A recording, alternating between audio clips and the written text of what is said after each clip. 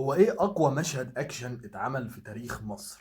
والمشهد ده كمان يا جدعان، انت وانت بتتفرج عليه لو انت مندمج مع الاحداث غالبا هتعيط. هو نهاية فيلم ابراهيم الابيض.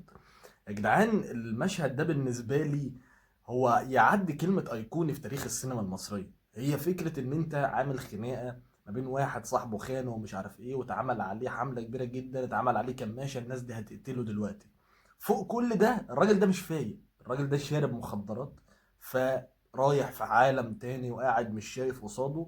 فجأة من تكسير الازاز لدخول الناس عليه، لدخوله جوه القهوة، وكمان بقى ايه بيرمي عليهم مية مغلية، بيضربهم بأي حاجة في ايده. خناقة واقعية مليار في المية. مفيش يا جماعة حد بيتخانق، ودي رسالة نفسي أوصلها للفنانين يعني والمخرجين في 2025.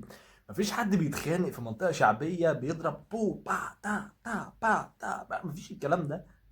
انت اللي في وشك بتلوش بيه، انت فاهم الفكرة. فالخناقات أبسط من إن احنا إيه مش عارف أطير برجلي واضرب مش عارف ايه. عارف انت الكلام ده اللي بيحصل في مسلسلات رمضان؟ ده مش حقيقي. الحقيقي جدا والريفرنس بالنسبة لي لأي مشهد أكشن مصري هي خناقة إبراهيم الأبيض في النهاية.